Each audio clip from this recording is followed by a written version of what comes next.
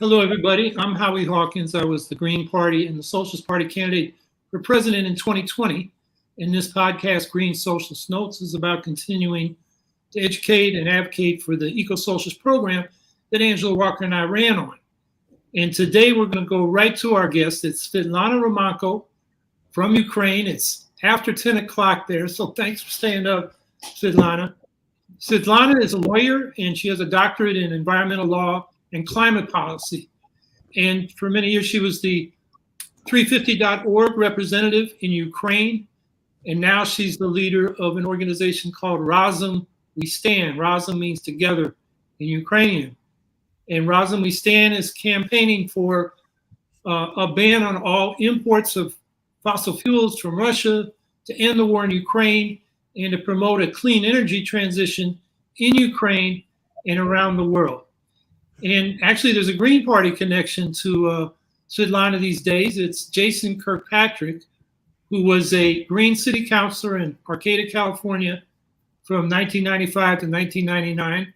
And in the second 2 years, his second term, it was the first majority Green City Council in the United States. And Jason was the vice mayor. He's the communications director for this Ukrainian organization. Look on their website, it's all these women with Ukrainian names, and Jason, who's the communication director. So Svitlana's not just, a lawyer and a PhD and doing paperwork. She's an activist. She got thrown out of the UN climate conference in Egypt last fall because she confronted the Russian delegation and gave them a piece of her mind, as did some of her comrades in the audience. She got thrown out. And we'll put a link to the Democracy Now! Interview she did after that, and you can see what she did. She was also here in last March in Houston, trying to go to a major U.S. energy conference where John Kerry, Biden's climate envoy, and a bunch of energy corporation executives and nonprofit, academics. And she came all the way from Ukraine. She had a registration. And when they got there, they denied her entry because she's just too much, I guess, for clean energy. So anyway, Svitlana, I'm glad you could finally make it. We talked about it for a while. And so share your thoughts with us. Yes, thank you so much, Howie, and good afternoon, all the audience, all the attendees who are now with us, and I hope you will listen. What I have to say, it's really important, especially as the war rages on. And you're right, Howie. This fight against fossil fuel is not going easy. We have to put all our hands into this and try to do our best. And in particular, why I'm here today, I am looking for extreme gestures of solidarity from the other side of the earth, from the US, because currently I am at home and I can see what is happening in our beloved home, in our homeland, and of course it must stop. And I think we are very close to some political decisions that could finally end this war for forever and defeat Russia's terroristic regime once and for all. But it's not an easy way to go, and we made a huge leapfrog over the past year, even because every transition is not happening easy, is not happening fast. And we've witnessed some important challenges and changes also in some political understanding why this horrific war is being waged against Ukrainians, a peaceful nation which we are fighting for our own independence. And you are very right saying that Jason is working with us. Now we have more staff who is international, but it's always a pleasure to be connected with the US-based allies and colleagues and friends from the climate movement and beyond. That's why I'm so happy to speak to you today. And I hope it will be a peaceful evening in our city as well, not interrupted with air raids and also drone attacks, which have been launched today because of yesterday's events, well described in Financial Times. And I would like to start from the presentation which I have ready for you, and I would like to invite you to go through these slides with me, because I put a lot of content into those slides explaining of what we've been doing since the war started and where are we now and where we need your help. And I will try to present, and I hope it will work.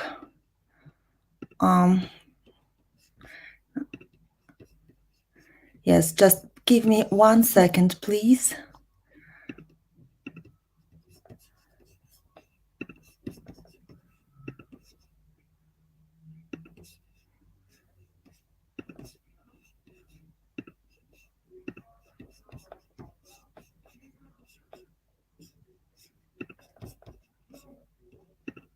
So, okay.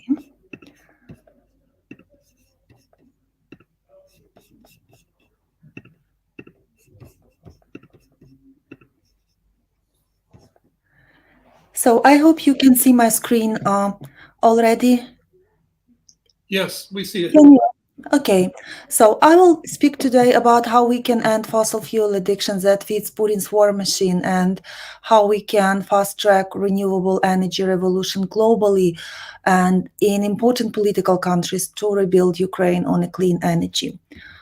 So just to give you an understanding who we are, this is, yes, we are Razom We Stand, and you can greatly support us. We are a small team. We now have a few more members, but we are those a few people who came together and get immense beliefs that we can defeat Putin and we can defeat Russia and fossil fuel dictatorships across the world. So we aim to be instrumental after we win this horrific war against Ukrainians.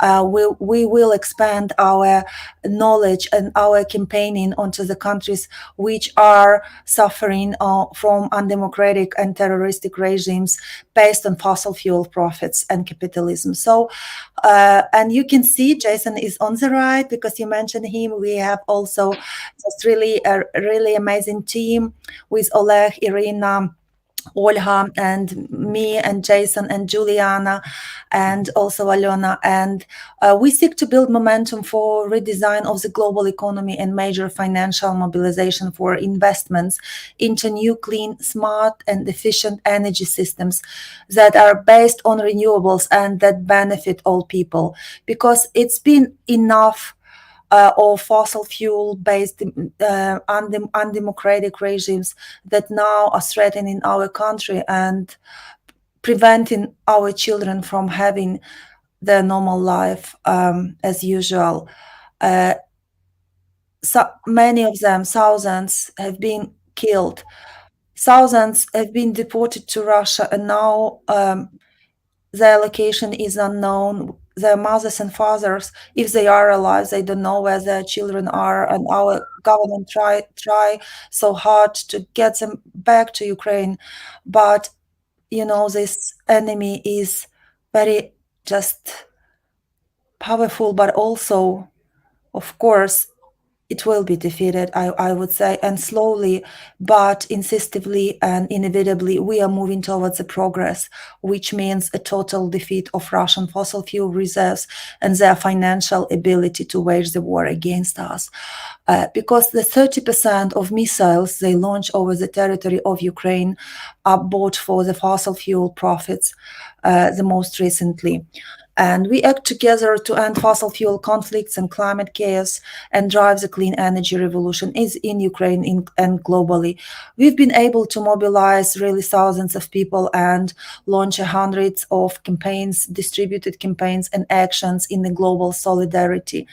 And I can also just remind you about the Stand with Ukraine campaign that was outstanding, and it was launched by me in the end of February 2022, with many other campaigners from different organizations, 350 included, but also Fossil Fuel Treaty, Global Gas and Oil Network, and many, many big and small organizations from 60 countries of the world came together and signed on the letter demanding the Western governments that enough is enough, and we need to fully ban Russian fossil fuels from the market and dry their financial sources. with the aim, as I said, to cut Kremlin's key revenue streams associated with fossil fuel exports. The campaign supported international solidarity, countries' campaigns and communications around phasing out fossil fuels globally and slamming peace washing of fossil fuel companies. You can still support this campaign and Razom We Stand when you will go to our website with on the links that will be posted and donate the money you can to support the activities that we are doing, because we aim to do a big push towards the UN Climate Ambitious Summit in New York and also J20 meeting in India, which will be happening quite soon from 8 to 9 of September. And we will try to push hard for full ban of Russian liquefied natural gas, and also for banning Russian gas from the market and closing loopholes in Russian oil trade and supply and refineries, where US is also greatly involved. So it foresees some work with US politicians, which we are quite also keen to launch quite soon. And you can also sign our manifesto, which says enforce a full set of energy sanctions against Russia, invest in the European continental grid with Ukraine, because another winter is coming. And if you are tracking the reality we are living in, the whole winter was almost lack of power supply, and there were days that we had power supply for just 2 days from out of 24 days. And of course, this is very unusual circumstances, and Russia will have continuous attacks before the other winter.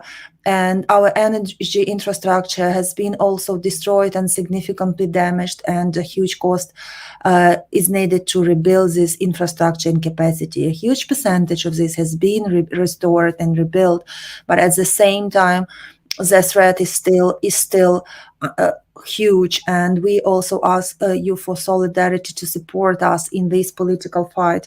So we also aim to completely defund the fossil fuel industry and dismantle the social license, because they're not just making a huge fossil fuel based profits, as they over profited over the last year. They also block and lobby against the all democratic and climate solutions that benefit communities and just regularly people. They block all these political decisions, and willpower, as we see, is not currently there to end the war or also to end the climate crisis. And we must pressure hard and democratize green transition as well, and make this energy accessible to people, to communities, to individuals, and make it in many ways free. When you install it once, sun and wind are free of charge, and you can use them years and years for getting your energy independence and cut global oil and gas demand, which is essential for us as we are climate activists. And I'm deeply grateful to the Center of Biological Diversity that praised me in 2022 with my award for Rosbras Award for Bold Activism. I'm really honored, and this award is very dear to me, because I believe that climate activism is on the front line of any action, democratic action, political action, but also anti-war action. And this is the impact that we've been achieving during the COP27, speaking to ministers, to politicians. On my left is the Minister of Economy of Germany, and Sylvia Schulz. And we also had some demonstration rallies and demos, just reminding that the war is not over. And this is the thing that I am telling to everyone who is able to listen to us right now, that the war is far from over, and we must not to be distracted with other issues, because the war is paramount. It continues destroys the world order, any kinds of security, including energy security, environmental security, and also food security and security of the cost of living. Because not even now, just to build connections from Ukraine to the other countries, we all see how the fossil fuel industry has profited on us, and the cost of living has become insane. It does not matter in Ukraine, where it's been exacerbated by the war, of course, and a deficit and so on, but also in every other country of the world. People feel that the war is really just knocking to their doors. It's not just about Ukraine, it's about democracy in many senses. It's about our survival, and it's about the climate security and climate action in many, many cases. And how we treat this war right now depends how we build our future in this world of politicians that are sometimes really weak on their actions. Uh, should it mean embargo, a strict ban on Russian fossil fuels, or climate action, or protecting the peace and protecting as well, protecting Ukraine? So our main goals are, as I already said, eliminate Russian fossil fuel revenues and diffuse investments in Russian carbon bombs, because it's huge. Russia has 41 carbon bomb reserves, which together make 120 gigatons of CO2 emissions just locked in the ground potentially. If Russia releases everything, it just not only means that they will rebuild their military build up and power, but also they will be able to kill our climate, as they are trying to do to Ukraine.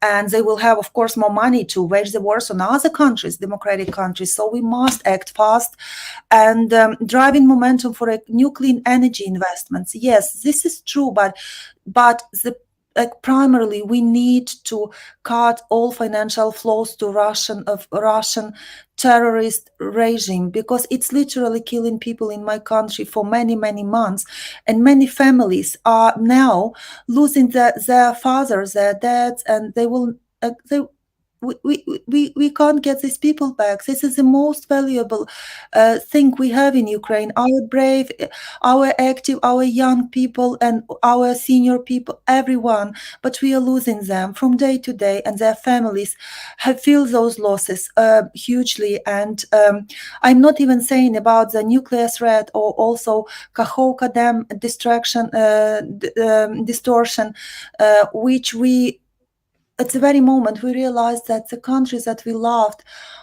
is not existing anymore in the way that we used to see it, and a huge environmental damage has been done to half of territory of Ukraine. So some cities are being leveled to the ground, and can't sleep.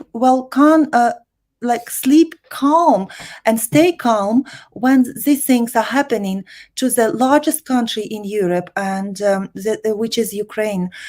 And to make Ukraine but we envision when the war is over, when we win this war, we will make Ukraine the post-war country in the world where renewable energy is at the front and center of energy policy and the key area of investment, displacing on large scale depreciated or destroyed fossil fuel infrastructure, and eventually to create a global showcase for infrastructure-centered climate action. This is just a very small amount of harm that has been done to Ukraine, and as of June 2023, general damage to Ukrainian infrastructure exceeded 150 billion of US dollars. And as of May, the power system temporarily lost about 27 gigawatts or almost a half, you can see it, 45% of its total capacity. And the largest share is the loss of housing stock. Many people are homeless. Many people are internally displaced, and they are forced to rent their houses or just live for a long time with their families in some common spaces which are not actually that livable, but there is no choice. And the new housing is not affordable and at this point. So a point of rebuilding, which is all starting to be launched in Bucha, Irpin, and these areas of Ukraine that have been already liberated. It will be huge, of course, but we want this rebuilding to be done with respect to climate technologies and new energy technologies, because with the immense climate and environmental harm has already done, we are risking to be locked in the old economic for many years, and this won't help us to rebuild. And also, we are here now. You see these are pictures which are really touching my heart deeply, because we live every single day. There is no night with no Russia air raids, but of different. They are all horrific because 90% of Russian targets is civilian infrastructure. These are houses, buildings where people are sleeping peacefully, and you can see that. And I believe you know that it's just really a genocide of Ukrainians happening right now. And why we need full embargo on Russian fossil fuels. Just to start with, we do have imposed already by Western governments embargo for Russian coal. We also have a partial embargo for Russian oil, which has been violated, especially with refinery businesses, which are working as a laundromats, especially in India, Turkey, and they are just mixing Russian oil with non-Russian oil, and they sell it as a non-Russian oil, and this helps Russian bloody business to stay afloat so far. But actually, Russian profits declined exponentially. They declined a half, and they continue declining. And there is panic in Russia, especially in coal-based region Kemerovo, because people are not getting just paid, and they're starting to question government why our coal is not being exported. But of course, we need to do the same thing for oil and gas. And gas and LNG gas, liquefied natural gas, are not under sanctions, and this is an issue that governments try to be silent about.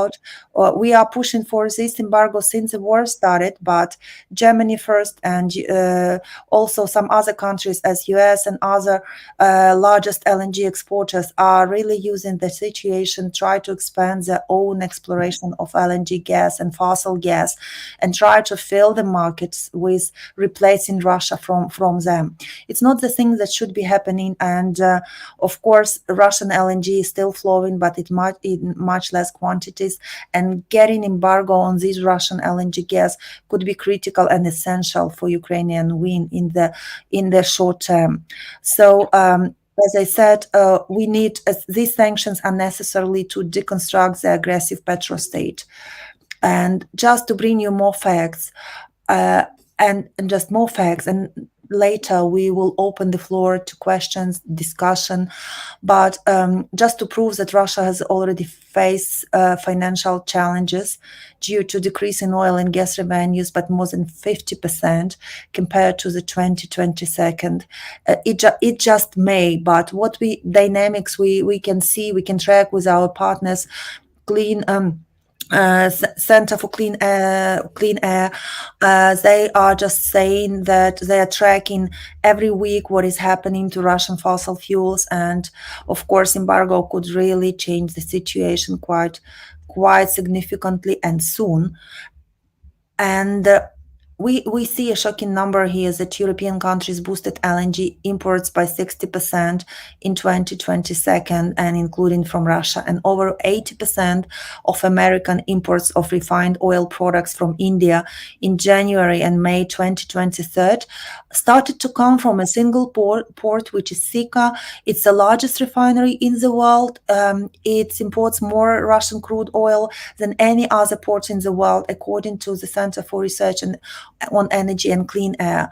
And in those same 5 months, 35% of the crude arriving at the port was of Russian origin. Global Witness, our partner organization, also they are based in many countries, in US included. They suggest banning the import of refined petroleum from refineries that have bought any Russian crude oil within the given period, for instance, the previous 6 months, and this would incentivize those companies to drop their Russian suppliers, while signaling to other companies looking to capitalize on cheap Russian oil that their products are not welcome in the US. And if there was some investigations that released that Schlumberger and also Baker Hughes and other US-based technology companies have been supplying technology for oil and gas, especially exploration to Russia, and they still did it. And just before the investigation, some of them resigned just in the night before, which means that yes, the pressure is working, the public pressure is working, and we need to do more pressure on those who is violating the humanity, just the humanity norms, and understanding what is good and bad, and really breaking their reputation and committing immoral crimes to Ukrainian citizens. When you support a bloody Russian business, you are committing a war crime against Ukrainian peaceful citizens. Have been killed in the rooms, in the apartments, in the houses. Almost every night. And these are data which I will be happy to provide you a bit later, but we don't have that much time to go deeply in this data. This one I've already spoke about, that given that Russian oil and gas sector is highly dependent on foreign technology, it's essential that immediate introduction of export bans of all software, technology, and equipment used for the development of any oil and gas infrastructure must be imposed as soon as the better.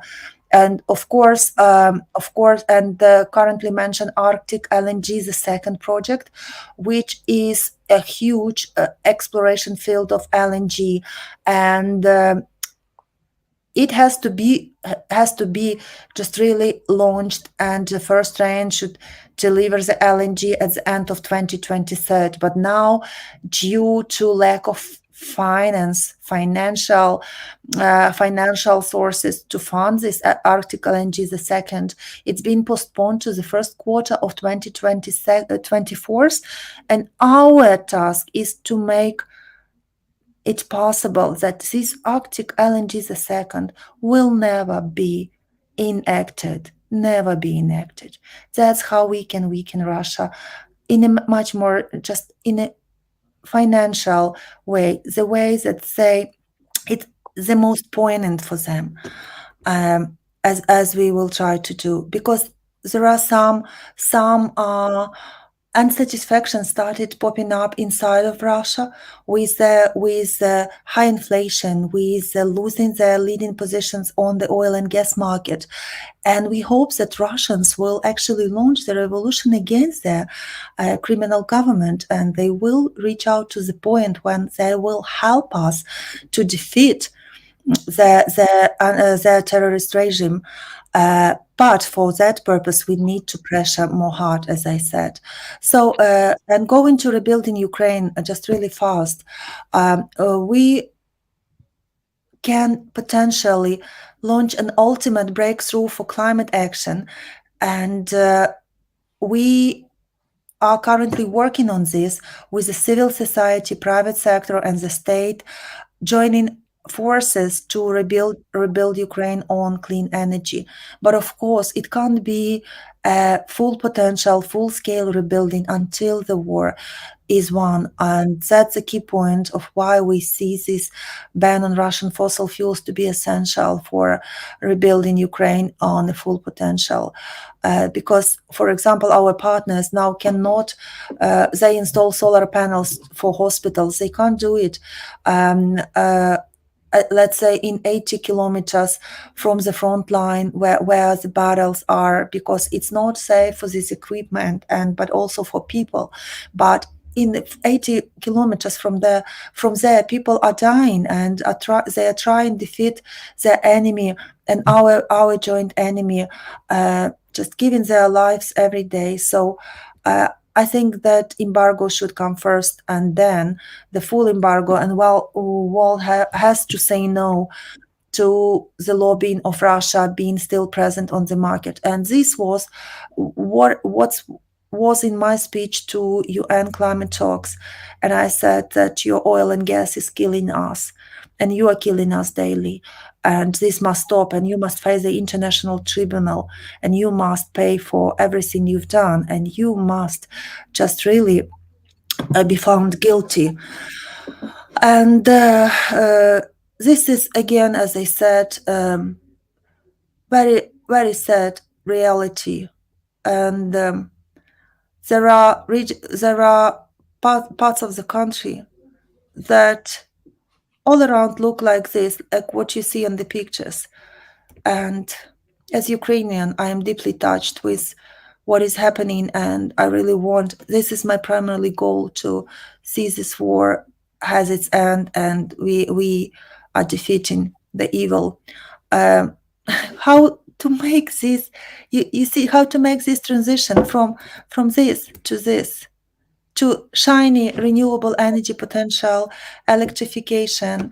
There is a way. There is a way, and there is a way in the high-profile advocacies that we are doing, and we've been quite successful to get our parliament supporting the draft law on restoration of energy security and green transformation of the energy system of Ukraine, which is quite revolutionary for clean energy.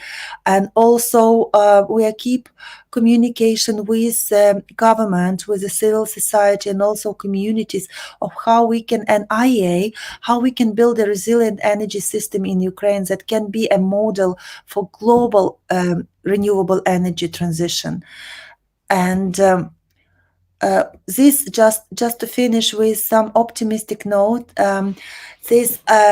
We just currently had an event on a London conference on green rebuilding of Ukraine, high-profile conference, and we presented the report "Investing in Ukraine's Renewable Energy: The Key to Future Energy Security," and we've been able to build a dialogue between the government, civil society, and businesses.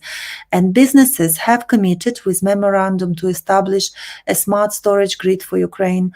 But of course, much more needs to be done. And this is an action we had with the Greenpeace, with other organizations just in front of this green rebuilding conference, just trying to say that we still have hope. We still have hope that the politics and policies will be changed in appropriate way to protect not just the democracy, but also peace and climate justice for everyone. These are Ukraine targets for renewable energy. I won't stop on this quite hard, but I would just say that Ukraine has a huge potential in wind, solar, and bioenergy, total of 874 gigawatts as up to Ukrainian scientists, and 1 terawatt to IRENA. Ukraine has pledged to phase out coal as well, and provide a just and build a just transition procedure for our eastern and also some western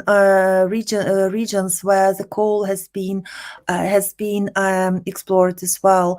And we believe that development of renewable energies in Ukraine will create tens of thousands of green jobs, both domestically and regionally. And those people who lost their jobs during the war, or been replaced, or found themselves in very difficult circumstances, trying to adapt to a very new realities, and also these soldiers that will come back from the war alive, and they will be able to build to get access to decent jobs, well-paid green jobs, and build a new future for them, for us, and for their children, and for all of us together.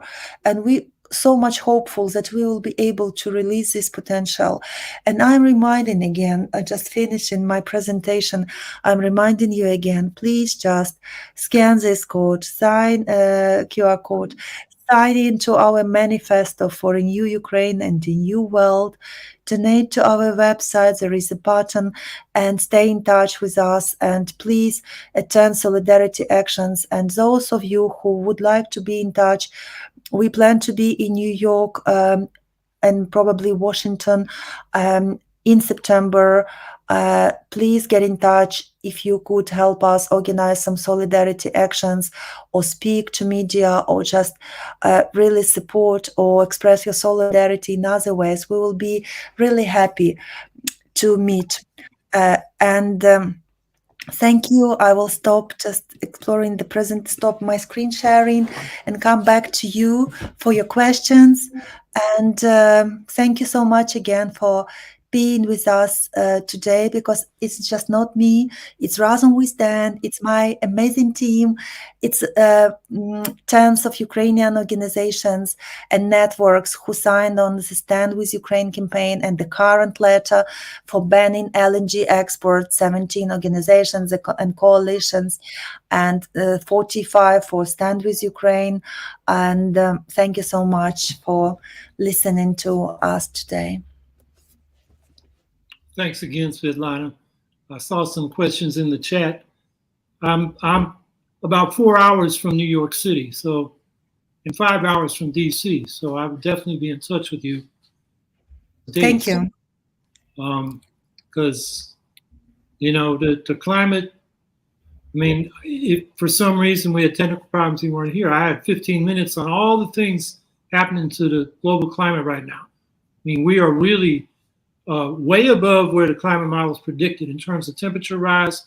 The oceans are practically boiling. Off Florida, it's 101 degrees in the ocean. Now they're worried that the Atlantic current, that the turnover current that, brings warm water to the North Atlantic, keeps Europe from freezing, which the world does at that latitude and other parts of the world, may break down, and so on and so forth. So one of the issues, I'm waiting for Chris to put some questions up, but it got into the chat. I posted a petition against uranium exports from Russia, which the US does not ban. It's not part of the sanctions. And Russia is promoting nuclear power, which is not a clean energy. It's exporting more nuclear power plants, constructing them around the world, and it's a major source of uranium, which is revenue for the Russian military machine. So that petition has nearly 15,000 or over 15,000 signatures now. So take a look at that. It's in the chat. So let me look through here because, there we go. Chris himself has a question. Is European dependence on Russian oil and gas the biggest barrier to an embargo? It would seem that the U.S. leadership would support such a move, as it would open up expansion of opportunities for U.S. oil and gas interests. Yes, it primarily is. And European dependence on Russian oil and gas was the biggest barrier to an embargo.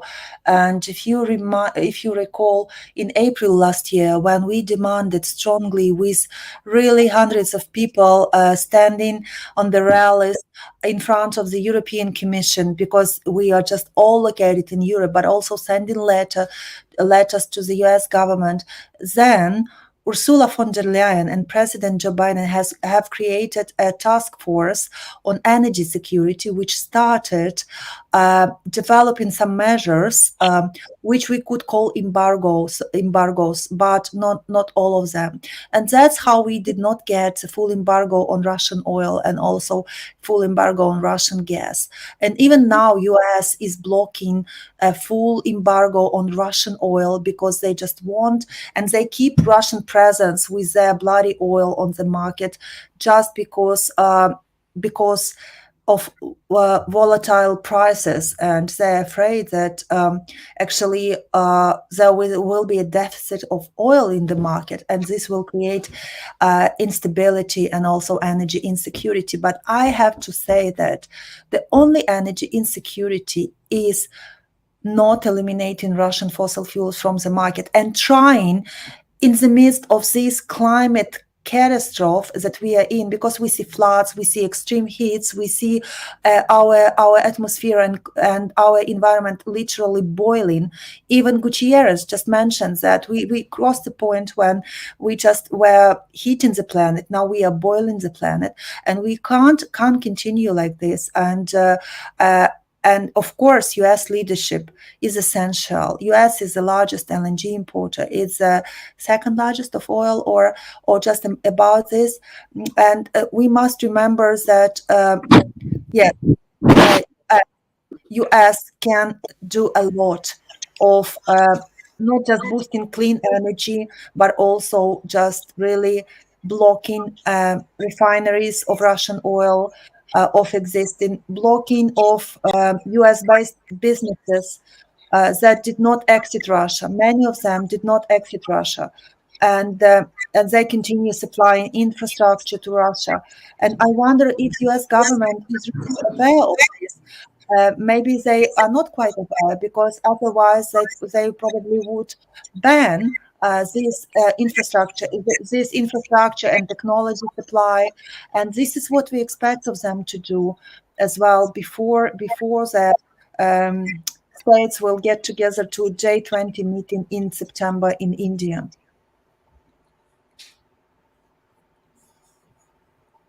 So here we go. Carrie Campbell, the European Greens, and especially the German governing Green Party coalition, led by Green Party Vice Chancellor Robert Habeck, have enacted multiple Green Party Green New Deal legislations. Renewable energy installations are at a record pace. The German Green Party, despite nonviolence, roots-led government, has staunchly supported Ukraine. Do you think the Greens in Germany and Europe are providing enough Ukraine support? I can't say specifically about Greens or not Greens, because when I've been visiting the German Parliament, and we've been sending an open letter to German Parliament as well, especially on banning Russian gas from European market, but they are doing a lot, and we see Vice Chancellor Robert Habeck visiting Ukraine and pledging millions for Ukrainian green rebuilding. And of course, we are quite dependent of the progress on renewable energy sources made in Germany to fast track the energy revolution in Europe. But what I would be really grateful for, if Green Party in Germany, of course, it can do more, and you can do more, and they can do more. They could just really revolutionize the energy transition across the other countries of European Union. We all know, it's not a secret, that Germany is leading European economy and also European Union political and renewable efforts. And it just really showing us with a great example, great leadership of closing coal, of really scaling up on renewables. But just to be a bit more brave in abandoning Russian gas and LNG gas and fossil gas from US markets, because some other countries are still importing Russian LNG gas in a huge scale. But I believe that Germany can be a driving force of the European Union to end this dependency, as well, as I said, and restore and help us in our immense efforts to restore peace. Because I can't really accept this concept of green rebuilding when we are attacked every night. Yes, this helps, but please help us end the war. It will be much more effective. We will start rebuilding when we are not attacking, and our people are not killed, and our destruction is not mounting again. So, like, first things first.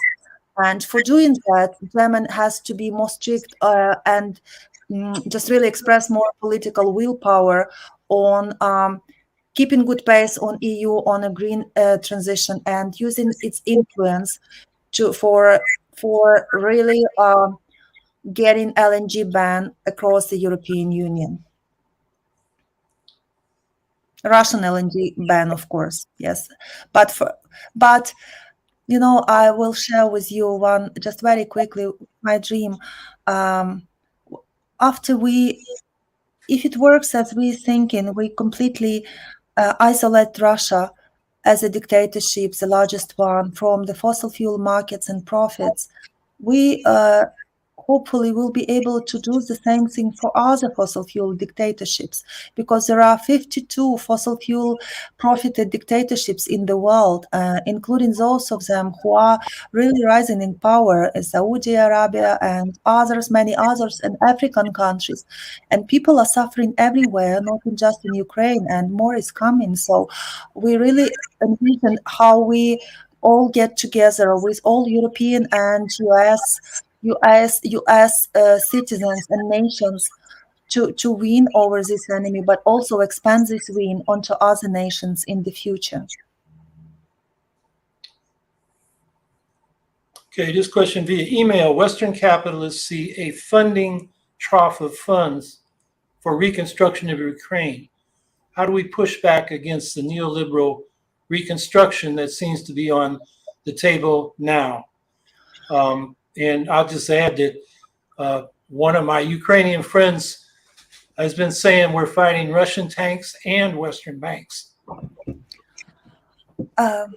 What I have to say here, I am not going to go deeply into these interconnections of Western capitalists and neoliberal reconstruction and so on. I just only know that all these funds available must go first to help and to provide direct aid to the people of Ukraine.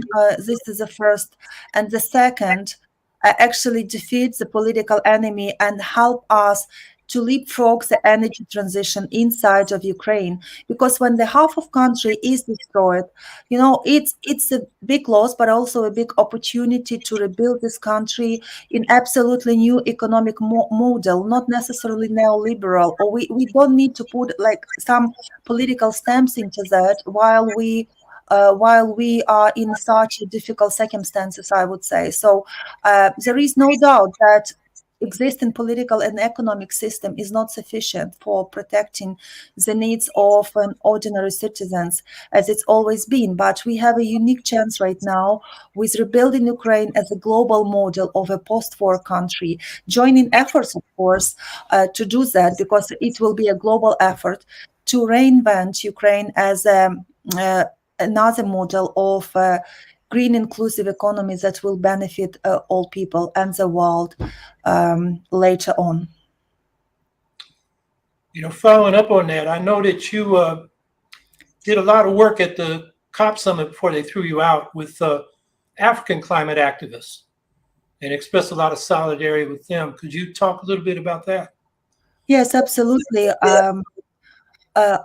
Before the war started, I've been working for Laudato Si movement, which is a movement for social justice, and I worked with the people from all over the globe, and I know what problems people have in Ecuador, in Argentina, in African countries, namely in Kenya, in Mozambique, and also in Tanzania, where Total Energies is expanding its actually capitalist effort to seize the environment and households and the living for their fossil fuel profits. And this is crude East African oil pipeline, which is quite successful local fight. And I know a lot about, and I've been a part of this fight again. And we hugely support our fellow activists and our friends and allies from Donbass, Africa, who started raising when actually Germany as well, and Chancellor started traveling to the countries of Africa, Senegal, namely, and others, and trying to look for some gas supply, which can be done in Egypt and all of it. So we try to join forces, but of course, the main goal we would like to achieve is absolutely end fossil fuel dictatorships in Russia, in Africa, and create a political regime that does not require political leaders to go from country to country and try to feed their energy consumption with resources that were given to some other country as African countries. And of course, developing countries must have access to renewable energy technologies and funding, as Ukraine as well, because Ukraine used to be a developing country before the war started, and this process is not ended. Yeah, I've heard some people call Ukraine the northernmost country of the global south because it was the poorest country in Europe and was having a lot of trouble in the post-Soviet period economically, and then the oligarchs and the corruption. There was a lot of things that had to be done. And this war has just exacerbated it all. Yes, we have, but I don't think that that many countries, but I can name a few from Central Asia that are still under domination, Russian domination, and actually oblivion, as well as Ukraine was. And I'm so proud of my country fighting for its independence and for democratic values as I've never been, because we went through many revolutions and having on behind on us this very heavy Soviet past, actually, where you cannot be taught or learned how to be free democratic person. And I believe that we are making a huge difference and a huge change right now, trying to become not just a candidacy member, but also a full-scale member of the European Union. And we are fighting not just for our existence, but also for really becoming a democratic country, independent country, and just really abandoning Russians terror once and for all, because many generations of Ukrainians have been suffering from Russia's occupation. This occupation is not started in 2022 or in 2014. It started much earlier, in the beginning of the century, and I could not be more proud of my country and my nation making such a significant change right now.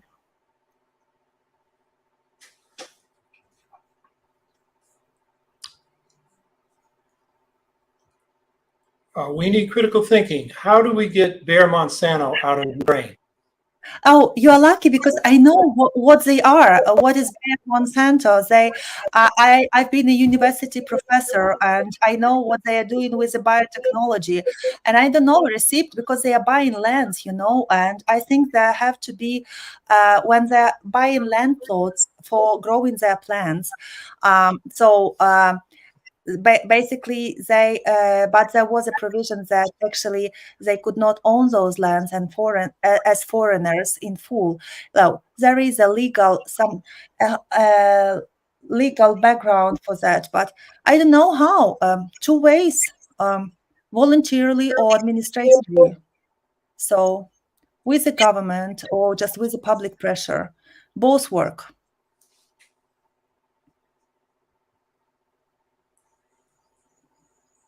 We need critical thinking, democratic values. Really, I heard they outlawed all opposition parties. Is this true? Whom do you mean, Anja say? They, I think he means the Ukrainian government. Oh, I can't respond yes or not for this right now, because I don't think it's just really in the way that you put it. Ukrainian government is dealing with unprecedented threat, and I think they are doing whatever we can. Of course, we are advocating for high ambitions in climate action, in energy actions, but at the moment, it's not a time to look for internal enemies or restrictions, because it's a martial law in the wartime. It's a wartime, and we don't live a normal life anymore. And it does not really mean that some parties were outlawing. No, this part of the sentence I really don't understand. But the read adjacent people. No, it's not true. I can say, if I get you correct, no, it's not true. Yeah, what I know about that is some of these parties are accused of espionage, and I would disagree. You go after the people that did the espionage, not the organization. But and then it's often said here, repeating Russian propaganda, that these are left-wing parties. They are not. The Communist Party of Ukraine and its derivatives are anti-LGBTQ, very imperialist, pro-Russian imperialism. Then you have something called the Progressive Socialist Party. It's a fascist party. It follows Lyndon LaRouche's people. And I could go through them all, but these are not left-wing parties, not right-wing parties. And within the restrictions of martial law, which means there's not a lot of street politics, people are speaking out. You want to read socialist politics in Ukraine? Go to the Commons website, or Commons publication, which is, very in-depth left-wing publication. Nobody's shutting it down in Ukraine. So I think you need to put that in context.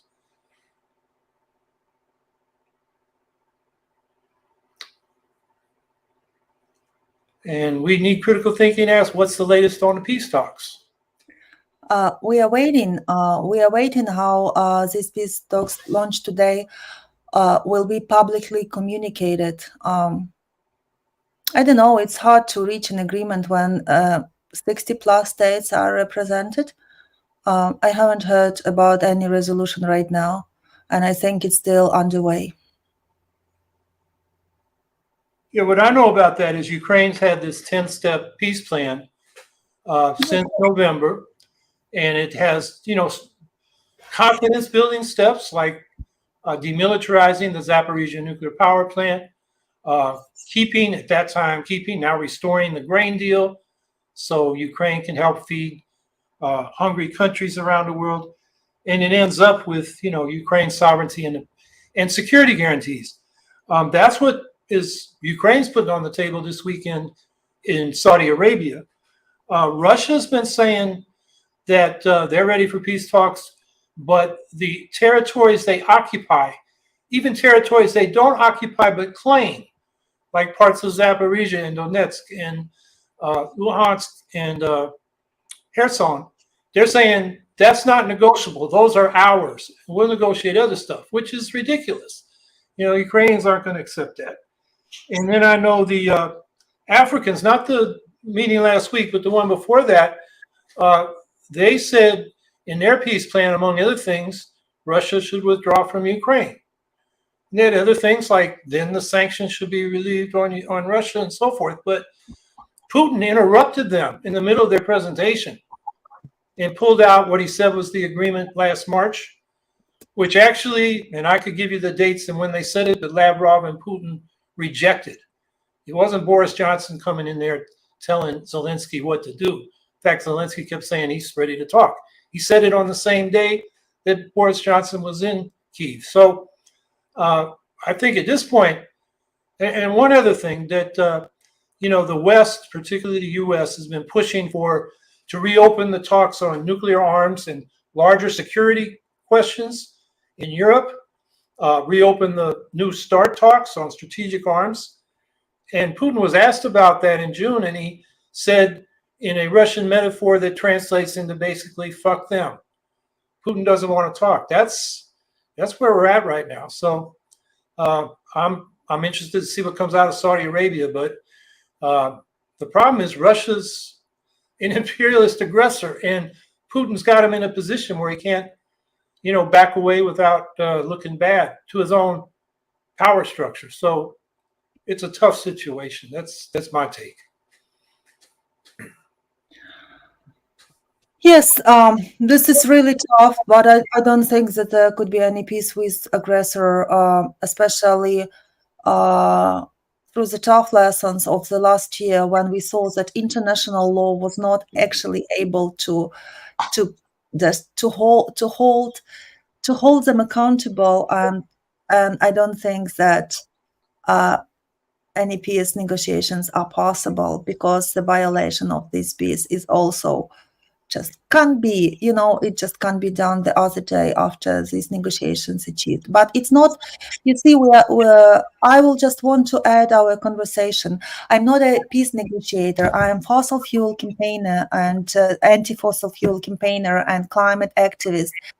And I believe that we will finally just really defeat the injustice, and we will build another model of peace which will be protected much better than this model has been. And also it's very much interconnected with ending fossil fuel addiction that feeds Russia's war machine and Putin's war machine, as I said at the very beginning. Yeah, thank you so much for having me here today.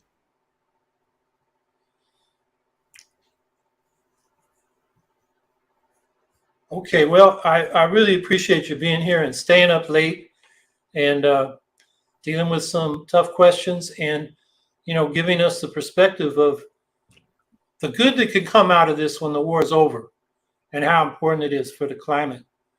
So I'll just wrap up by noting that I'll be on another podcast at 5:30, part of the Green Party's annual national meeting, talking about ranked choice voting and proportional representation, which I've talked about a lot on this podcast, of how important that is to opening up our political system.